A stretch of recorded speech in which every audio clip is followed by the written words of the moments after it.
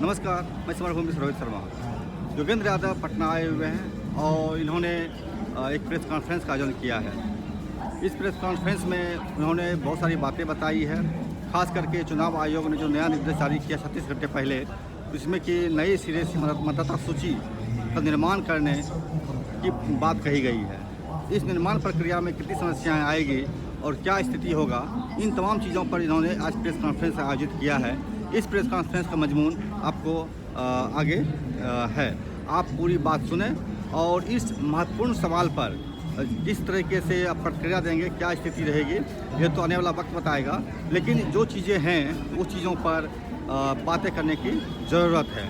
आइए आप योगेंद्र यादव के जो मामले हैं जो उन्होंने उठाया है प्रेस कॉन्फ्रेंस में, उस सवाल को सीधे सीधे सुने और खुद से जोड़ें कितनी भयानक विपदा इस बिहार राज्य में आने वाली है, बिहार की जनता के लिए आने वाली है।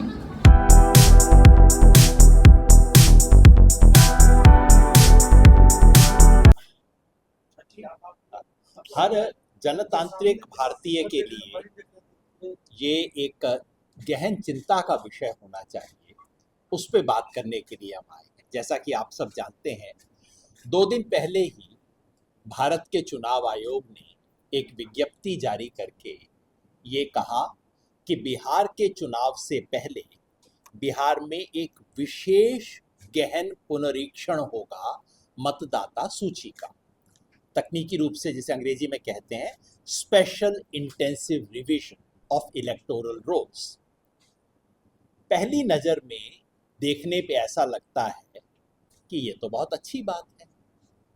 ऐसा महसूस होता है कि चलिए, और दिल्ली के अखबारों ने यही लिखा कि देखिए, बिहार के चुनाव से पहले चुनाव आयोग सचेत हो गया है और मतदाता सूची को पूरी तरह से ठीक किया जा रहा है। ये स्वागत योग्य कदम, ऐसा पहली नजर में सब लोगों को लगा।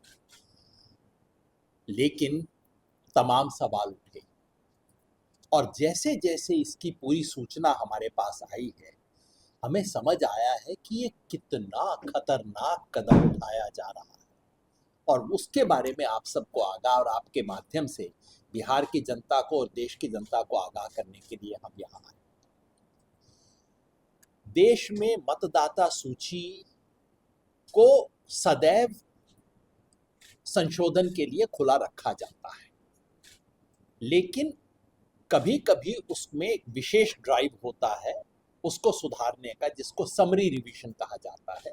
साल में एक बार होता है कि जो लिस्ट है उसमें क्या काट छांट करनी है, उसे समरी रिवीजन कहते हैं। साल में एक बार होता है, जो अभी जनवरी में पूरा हुआ है बिहार में। इसके अलावा तकनीकी रूप से कानून में एक प्रावधान है जिसको इंटेंसिव रिवीजन कहा जाता है।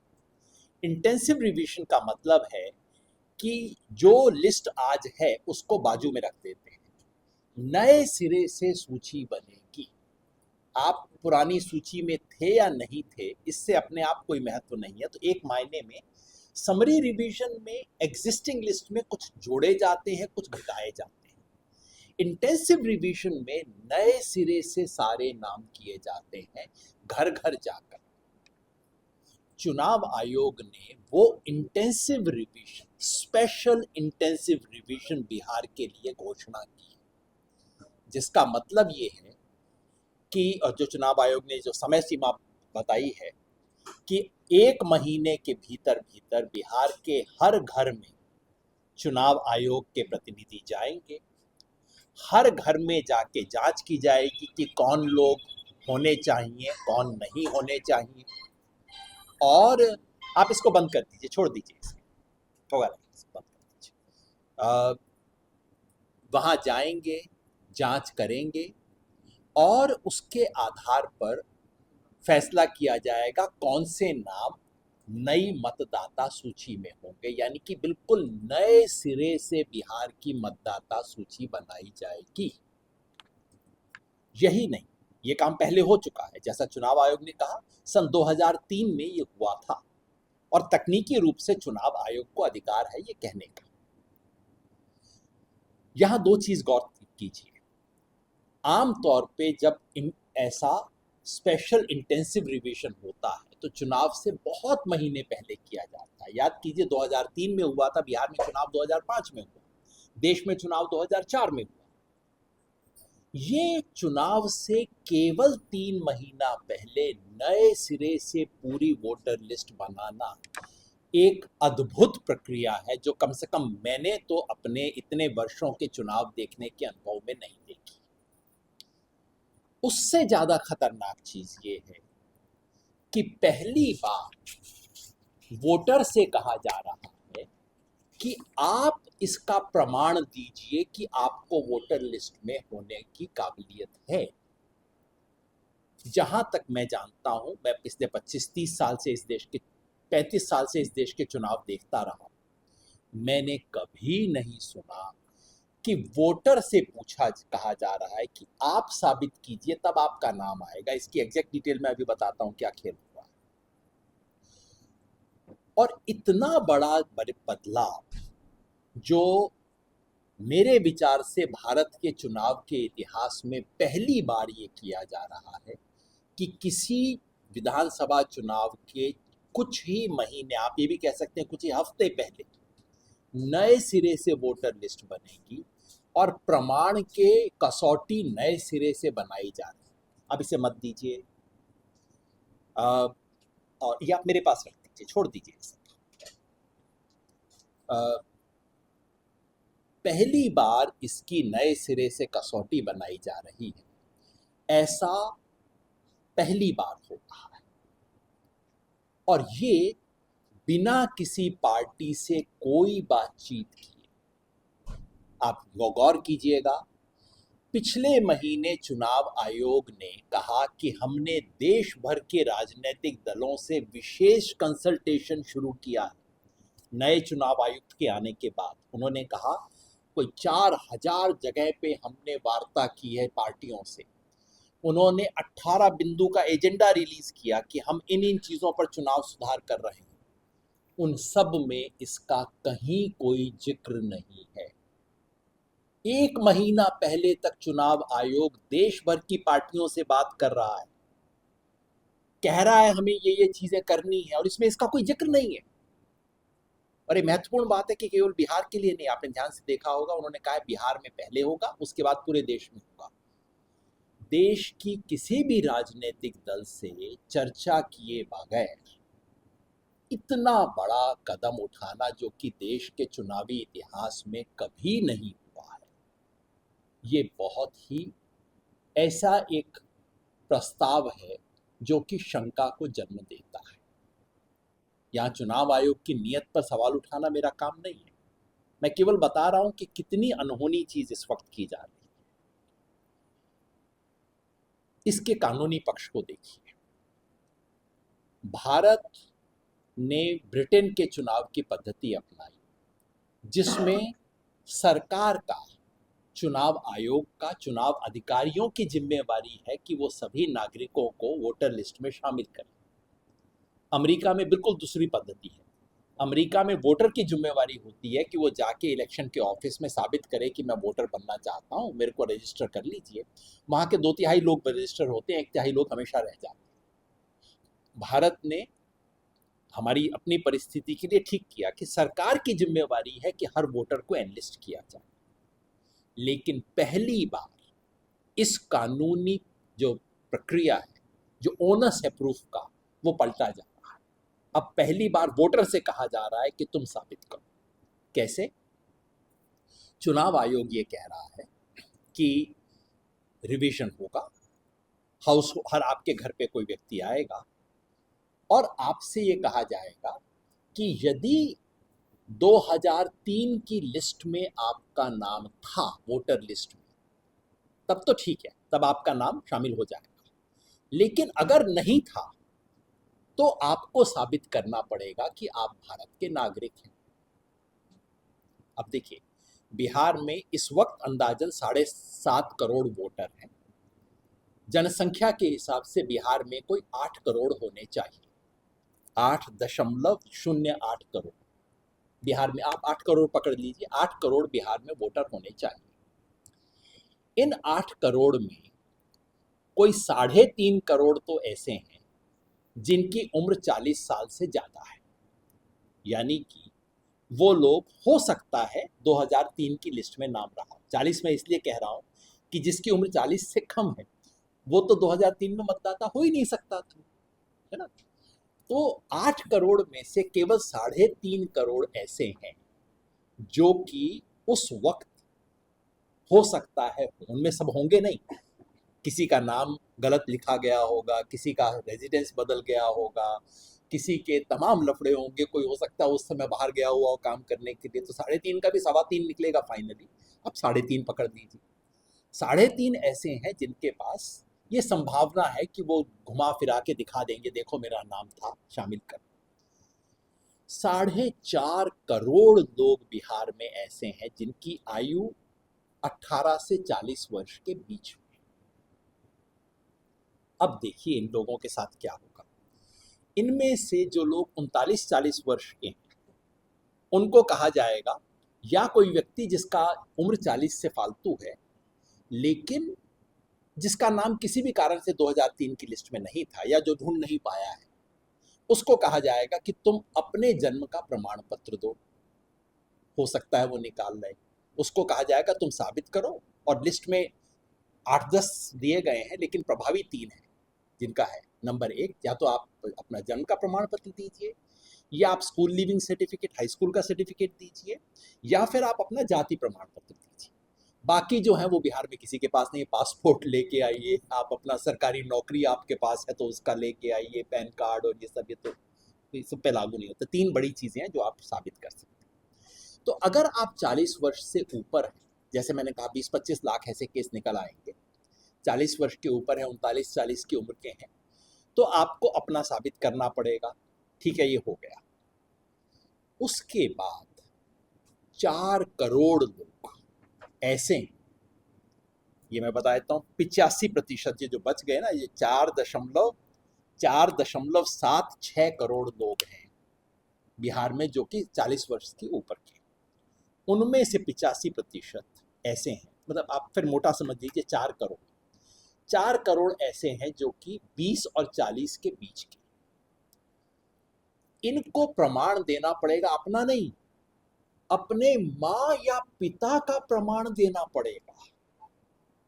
माँ पिता का प्रमाण, या तो आप उनका बर्थ सर्टिफिकेट लाइए, या उनका कास्ट सर्टिफिकेट लाइए, या उनका स्कूल लिविंग सर्टिफिकेट लाइए।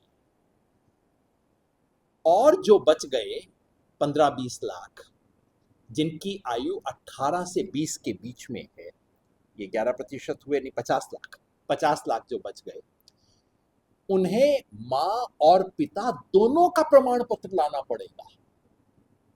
केवल माँ या पिता का नहीं, माँ का भी और पिता का भी, दोनों का प्रमाण पत्र लाना पड़ेगा, या तो स्कूल लिविंग सर्टिफिकेट, या बर्थ सर्टिफिकेट, या कास्ट सर्टिफिकेट। अब हम सब बिहार में रहते हैं, आप सब रहते हैं, आप सब जानते हैं बिहार में कितने लोगों के पास सर्टिफिकेट होगा। फिर भी हमारे साथियों ने रिसर्च की और मैं आपको बता देता हूं बिहार में कितने लोगों के पास ये सर्टिफिकेट है। सन 2001 से 5 के बीच में बिहार में सर्वेक्षण हुआ, नेशनल फैमिली हेल्थ सर्वे, सरकारी सर्वेक्षण है, मैं कोई व्यक्तिगत बातें नहीं कर रहा। उसके हिसाब से बिहार में 2.8% लोगों के पास बर्थ सर्टिफिकेट, 100 बच्चों में से 3 के पास बर्थ सर्टिफिकेट नहीं है बिहार में। मैट्रिकुलेशन, टोटल मैट्रिकुलेशन जो 40 से 60 साल की उम्र के लोग हैं जिनके लिए रेलिवेंट है, क्योंकि याद रखिए मुझे अपना नहीं अपने माँ बाप का सर्टिफिकेट देना पड़ेगा, इसकी उम्र 40 से 60 होगी। उसमें केवल 10 से 13% लोग ऐसे थे जिन्होंने मैट्रिक पास की थी। जिसने मैट्रिक पास नहीं की वो सर्टिफिकेट कहाँ से लाएगा, वो हो गया। कास्ट सर्टिफिकेट कितनों के पास था, इसका भी सर्वेक्षण हुआ है बिहार में। जो एससी हैं उनमें से 20% के पास कास्ट सर्टिफिकेट है, और जो ओबीसी हैं उनमें से 25% के पास कास्ट सर्टिफिकेट है। आप सारे को जोड़ लीजिए लमसम, ज्यादा से ज्यादा 1/3 लोग मिलेंगे जिनके पास इन तीनों में से कोई भी एक सर्टिफिकेट होगा। अब आप बताइए, 4.5 पौने 5 करोड़ लोगों को साबित करना होगा कि उनके पास, कि वो उन्हें एक एफिडेविट देना पड़ेगा, एफिडेविट के साथ में इनमें से कोई एक सर्टिफिकेट अटैच करना होगा। और सिर्फ 1/3 के पास होने की गुंजाइश है। बाकी 3 करोड़ लोग कहाँ जाएंगे, कैसे साबित करेंगे? और याद रखिए, ये सारा खेल 1 महीने में पूरा हो जाएगा। जिस बिहार में कास्ट सर्वे करने में आप जनवरी से मई के महीने तक कास्ट सर्वे हुआ, और याद रखिए कास्ट सर्वे में कोई आपसे प्रमाण पत्र नहीं मांगा जा रहा था, एफिडेविट नहीं लिया जा रहा था, सिर्फ कोई घर जा रहा था, नोट कर रहा था, उसको टाइप कर रहा था, बस। और ये कह रहे हैं कि 1 महीने में आपके घर आ भी जाएगा, आपसे एफिडेविट मांग भी लिया जाएगा, आपके एफिडेविट की जांच हो जाएगी, एफिडेविट में सर्टिफिकेट अटैच हो जाएगा। ये किस दुनिया में रहते हैं ये लोग? कम से कम बिहार में तो नहीं रहते, या मैं तो कहूं भारत में तो नहीं रहते। ये क्या खेल हो रहा है? ये खेल है तमाम ऐसे लोगों को वोटर लिस्ट से बाहर करने का, जो गरीब हैं, जो हाशियाग्रस्त समुदाय के लोग हैं। कहां से? बाप गया है पंजाब में काम करने, गया है मुंबई में काम करने, औरत घर में है, उससे आके पूछा जा रहा है कि आप प्रमाण पत्र लाइए, अपने पिता का प्रमाण पत्र लाइए, अपने पति के मां का प्रमाण पत्र लाइए। क्या खेल है, क्या समझते हैं? और ये सब 1 महीने के अंदर। इसलिए मैं आपको ये कहना चाहता हूं, आपने बहुत अच्छा किया सवाल पूछा। बिहार में 88% लोगों के पास आधार कार्ड है, लेकिन आधार कार्ड मान्य नहीं होगा इसमें, एपिक कार्ड मान्य नहीं होगा इसमें। तो जो 2 चीज लोगों के पास हैं वो मान्य नहीं होंगी, उसके अलावा हर चीज मान्य होगी। आप समझिए खेल क्या है। जिस आधार कार्ड को लेके पता नहीं लोग अपनी गुदड़ी के अंदर रख के और पता नहीं कैसे संभाल संभाल के रखते हैं, वो मान्य नहीं है इसके अंदर। आप समझिए क्या खेल हो रहा है इस वक्त ये, और पूरे देश को जानने की जरूरत है। ये डिसएनफ्रेंचाइजमेंट का अभियान है, लोगों को मताधिकार से वंचित करने का अभियान है, इस देश के इतिहास का सबसे बड़ा अभियान है। इसलिए केवल बिहार की जनता को नहीं, पूरे देश की जनता को इस सवाल पर खड़े होना होगा। ये एक तकनीकी सवाल तो है ही, हमें सवाल पूछना होगा कि अचानक 22 साल के बाद आपको इंटेंसिव रिवीजन कैसे याद आ गए? 22 साल के बाद। अच्छा, आपको लगता था बिहार में कुछ विशेष गड़बड़ है, हमें ठीक जांच करवानी है, तो भैया अभी 3 महीना पहले आपने समरी रिवीजन करवाया, दिसंबर जनवरी ये महीना था, आपने उस वक्त क्यों नहीं करवा ली? पूरे आपके पास समय था। अचानक चुनाव से 2 महीना पहले जाग के आप इतना बड़ा एक्सरसाइज क्यों कर रहे हैं? पूरे देश में आपने बिहार को ही क्यों चुना है पहला प्रयोग करने के लिए? और अगर ये प्रयोग करना था तो 4000 जो मीटिंग आपने पॉलिटिकल पार्टीज के साथ की, उसमें जिक्र भी क्यों नहीं किया आपने इसका? बिहार में न जाने कितनी मीटिंग हुई, वहां आपने जिक्र क्यों नहीं किया इन चीजों का? ये कहीं चोर दरवाजे से एनआरसी लाने की कोशिश तो नहीं, कहीं ये डिसएनफ्रेंचाइजमेंट की कोशिश तो नहीं? लोकतंत्र के माध्यम से इस देश के अंतिम व्यक्ति को जो अधिकार मिला है, खाली वोट देने का अधिकार मिला और तो क्या मिला इस देश, वो अधिकार भी वापस लेने की कोशिश हो। इसलिए मैं आपके माध्यम से और भारत जोड़ो अभियान की तरफ से आप बिहार की जनता को, बिहार के तमाम प्रबुद्ध लोगों को, क्योंकि बिहार की राजनीतिक चेतना इस देश में बहुत एक ऊंचे स्तर की है, उनके माध्यम से जनता को, बिहार के तमाम नागरिक संगठनों को और तमाम पॉलिटिकल पार्टीज को सबसे अनुरोध करता हूं कि इस सवाल को आप उठाइए और चुनाव आयोग से मांग करते हैं कि इस इंटेंसिव रिवीजन, विशेष गहन पुनरीक्षण को तुरंत रोका जाए। इसकी बजाय आप वो कीजिए जो आप कर सकते हैं, जो आपको करना चाहिए। महाराष्ट्र में क्या सवाल उठ रहे हैं कि आपने इतने नाम जोड़ दिए, काट दिए, जो आपकी प्रक्रिया थी वो आपने फॉलो नहीं की। तो भैया 1 महीने में जो आप कर सकते हैं, अपनी प्रक्रिया को ठीक से फॉलो करते हुए, पारदर्शी तरीके से जो भी बदलाव करना चाहते हैं वो कीजिए, चुनाव होने दीजिए। चुनाव से पहले इतना बड़ा इस तरह का खेल मत कीजिए। भारत के चुनाव आयोग में आज उसकी जो भी स्थिति हो, चुनाव आयोग एक संवैधानिक संस्था है। इस देश के चुनाव में लोगों की आस्था है और इसलिए हम सब की जिम्मेवारी बनती है कि चुनाव आयोग से इतनी तो उम्मीद करें कि वो इस देश के अंतिम व्यक्ति को वोट देने के अधिकार से वंचित नहीं करेंगे। धन्यवाद। सवाल मेरा रहेगा ये आपसे, योगेंद्र जी। जी जी। अभी कुछ दिन पहले राहुल गांधी जी ने एक लेख लिखा था, मैच फिक्सिंग महाराष्ट्र करके। उसमें उन्होंने 5 मुद्दे उठाए थे, मैं नाम जोड़ देता हूँ 5 मुद्दे का। एम्पायर की नियुक्ति, पैनल में हेराफेरी, दूसरा था मतदाता सूची में फर्जी मतदाताओं को जोड़ना, तीसरा था फर्जी मतदाता आधार पर मतदान प्रतिशत बढ़ाना, चौथा था लक्षित फर्जी मतदान से बीजेपी को बनाया ब्रेडमैन, और पांचवा था सबूतों का निशान में छिपाना। तो ये राहुल गांधी जी के जो ये लेख था, इससे आप कितना एग्री करते हैं? संयोग है कि मैंने उस लेख के बारे में एक लेख लिखा है जो मैं आपको दे दूंगा। अच्छा। जो उन्होंने बड़े सवाल उठाए। देश के विपक्ष का नेता एक सवाल उठा रहा है, उसकी एक गंभीरता है इस सवाल की, है ना। ये कोई ऐरा गैरा सड़क पे चलता व्यक्ति नहीं कह रहा है, देश का विपक्ष का नेता कुछ सवाल उठा रहा है जो न्यूनतम जिम्मेवारी बनती है कि चुनाव आयोग उसका जवाब दे।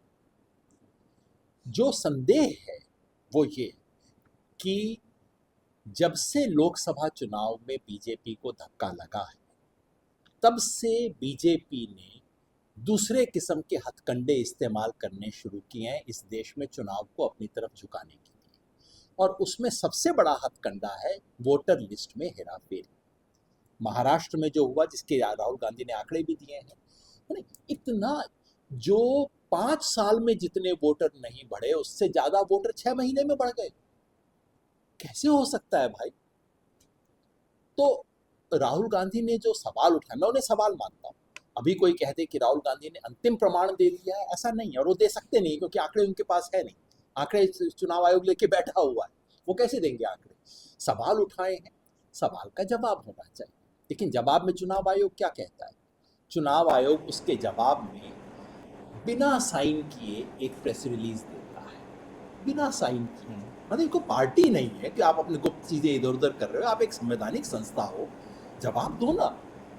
पहले दिन इनका आजकल गोदी मीडिया की हालत ये है कि वो अगले दिन छप जाता है सोर्सेज के हवाले से, क्योंकि सामने आके बोलने की हिम्मत नहीं है चुनाव आयोग। और उसके बाद चुनाव आयोग कहता है क्योंकि हमने पहले जवाब दे दिया था। और सबसे महत्वपूर्ण बात, विपक्ष मांग ये कर रहा है कि आप, ठीक है, आप हमारी बात से असहमत हैं, आप ऐसा कीजिए, सारे वोटर लिस्ट हमें दे दीजिए, इलेक्ट्रॉनिक फॉर्म में दे दीजिए। चुनाव आयोग कहता है चुनाव के वक्त आपके कैंडिडेट्स को दिया गया था, आप उनसे ले लीजिए।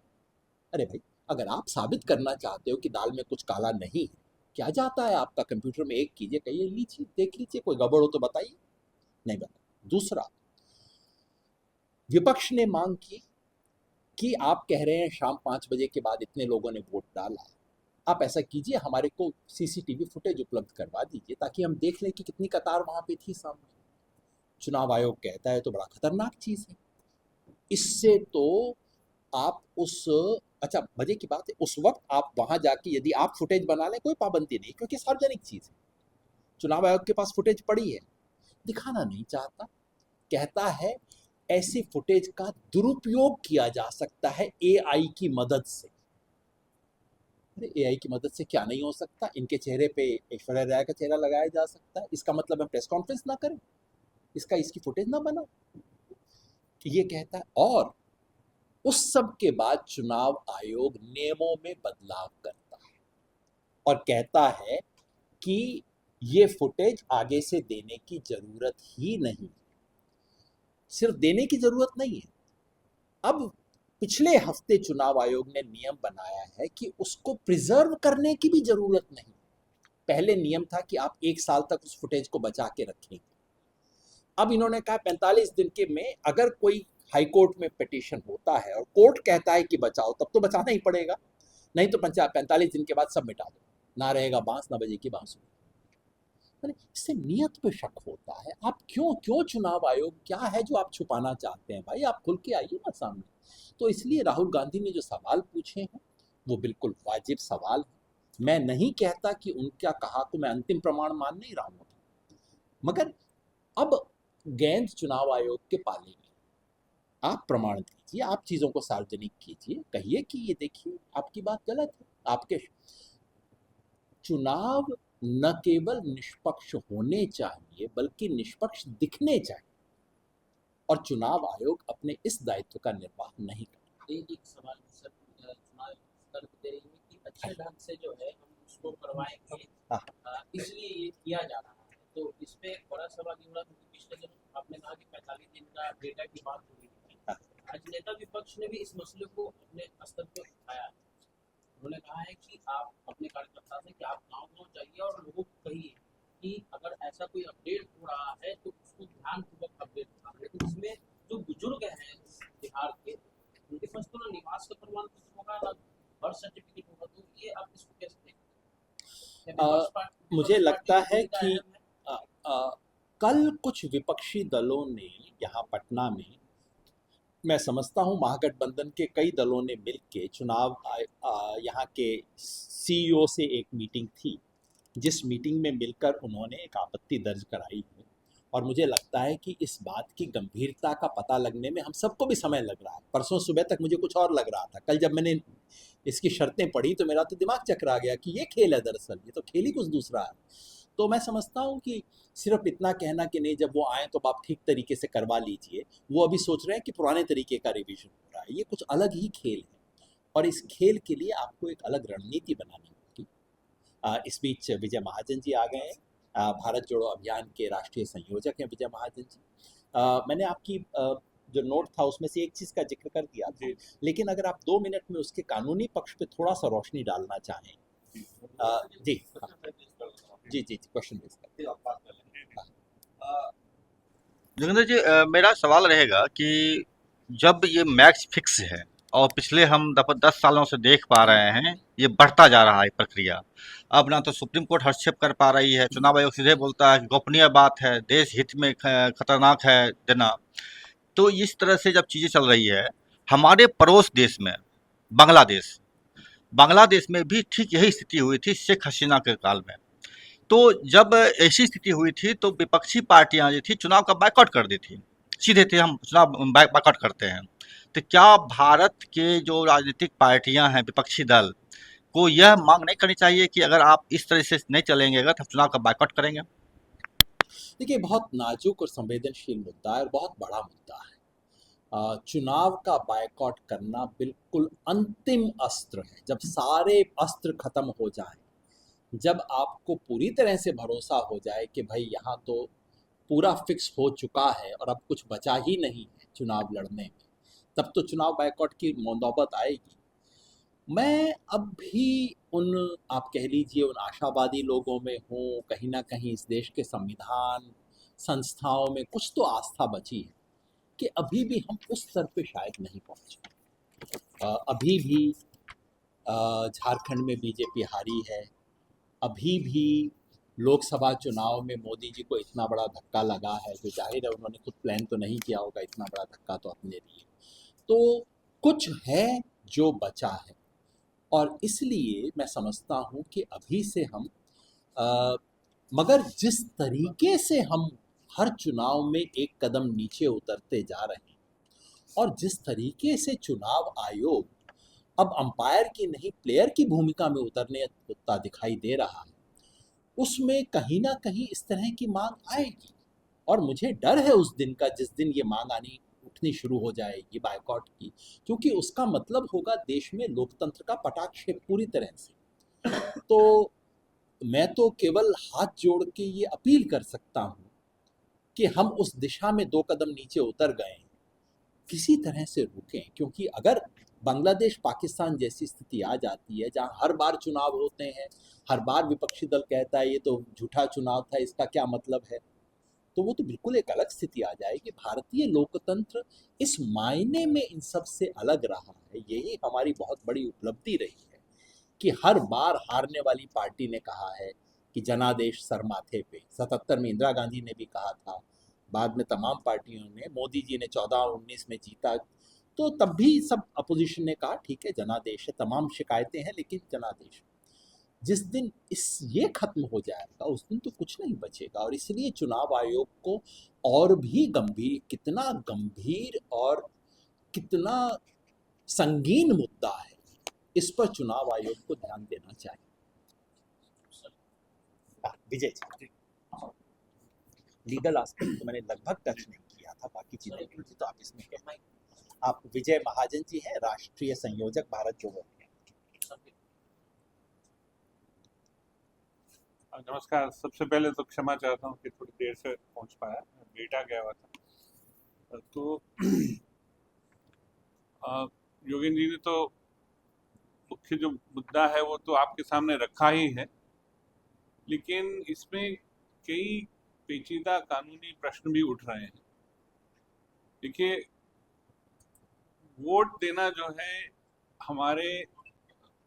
हम इसको फंडामेंटल राइट मानते हैं, लेकिन वो एक्चुअली कॉन्स्टिट्यूशन में नहीं, वो रिप्रेजेंटेशन ऑफ पीपल्स एक्ट के अंतर्गत जो 1951 में बना था, उसके अंतर्गत सारे जो डिटेल प्रोसीजर है वो है। उसमें एक धारा 62 है, 62 प्रकोष्ठ 1, जिसमें ये लिखा है कि जो भी व्यक्ति जिसका नाम वैध तरीके से इलेक्टोरल रोल में है उसको वोट देने का अधिकार है। तो अगर मेरा इलेक्टोरल रोल में नाम है तो मुझे क्यों फिर कोई आके कहे कि भाई तुम कागज दिखाओ। देखिए, 2003 में बिहार में करीब, वो एग्जैक्ट नंबर नहीं हमें मिल रहे हैं, लेकिन 2.5 से 3 करोड़ के बीच में वोटर थे। आज की तारीख में बिहार में करीब 8 करोड़ वोटर होंगे। वो सब आंकड़े दिए जी।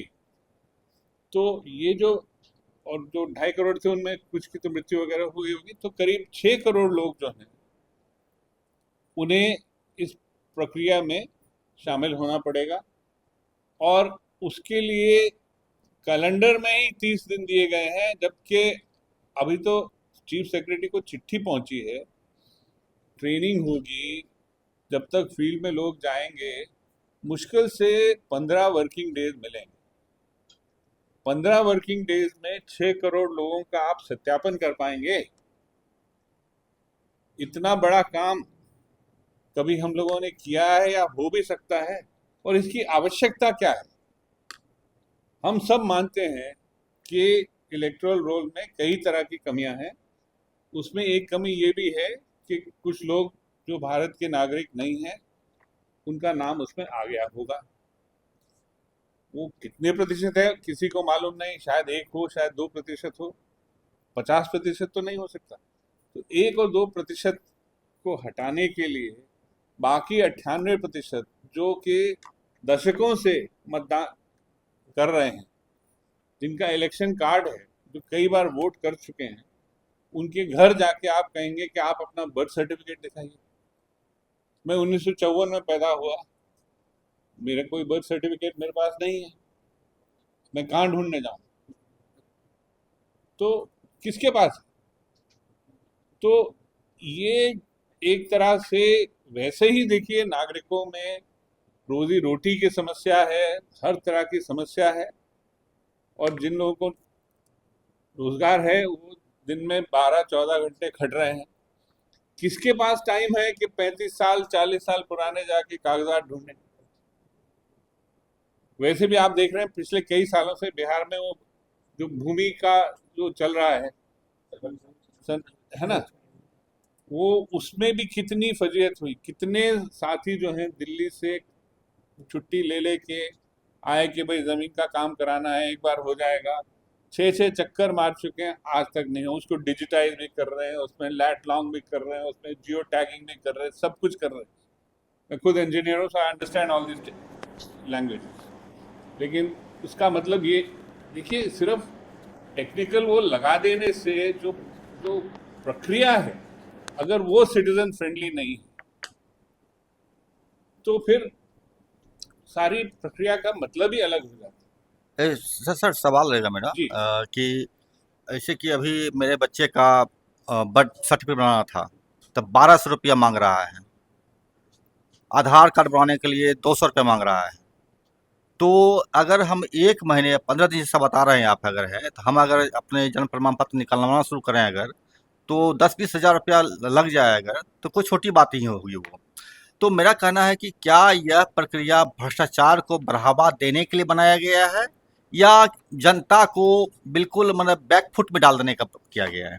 तो लेकिन देखिए, हमें ये सोचना चाहिए कि जिस सरकार ने ये किया है वो इसी लोकतंत्र के कंधों पे चढ़ के ही तो राज करने आए हैं।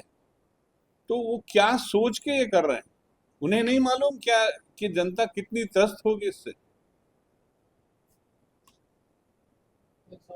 जी एक मिनट, अगर मीडिया वाले साथियों का और कोई चीज हो तो एक बार पहले उनको रेफरेंस देते मीडिया के साथियों। जी जी जी सर, मेरा एक क्वेश्चन रहेगा। आपका हो गया लेना सवाल है, मैं पूछ रहा था सवाल।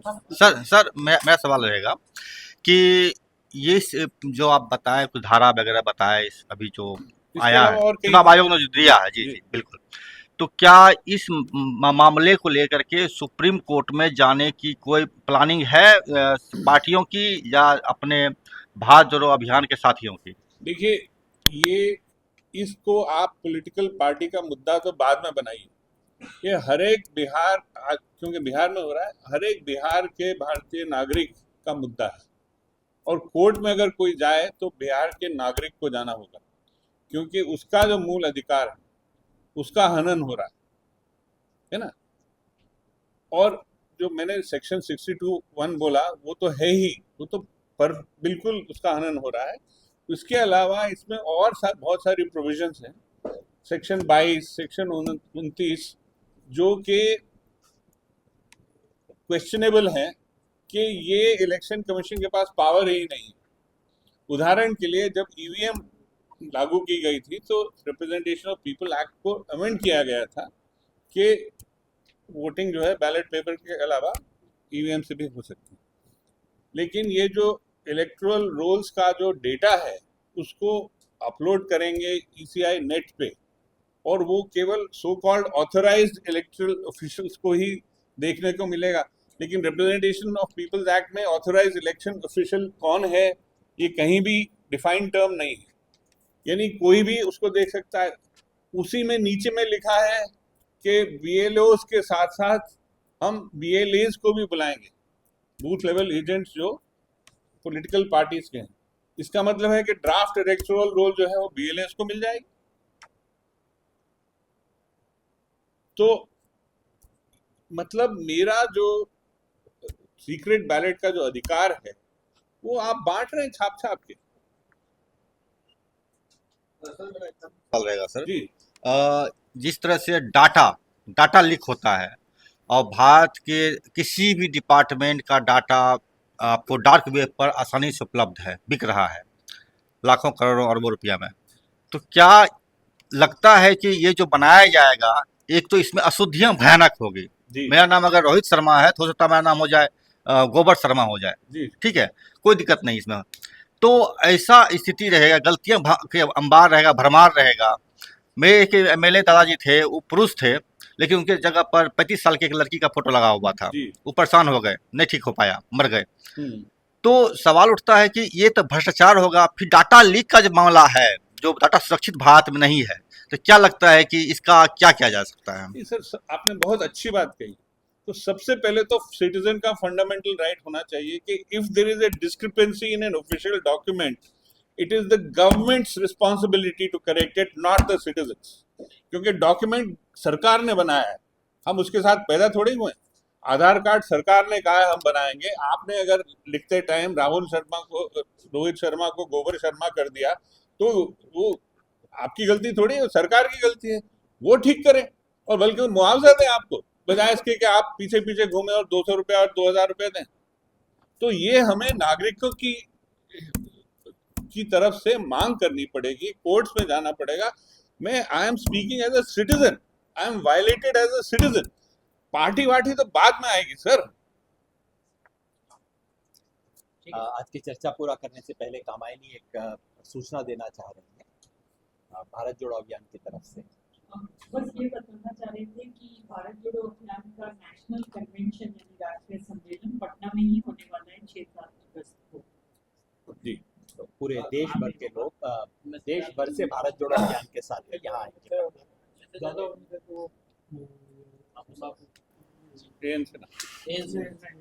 नहीं अभी वेन्यू ढूंढ रहे हैं योगेंद्र जी, क्या इसको और प्रेस विज्ञप्ति की प्रति आप सबको मिल जाएगी, जिसमें जो आंकड़े मैंने जिक्र किया है वो सब आंकड़े सवाल और पूछ सकते हैं आपसे? जरूर।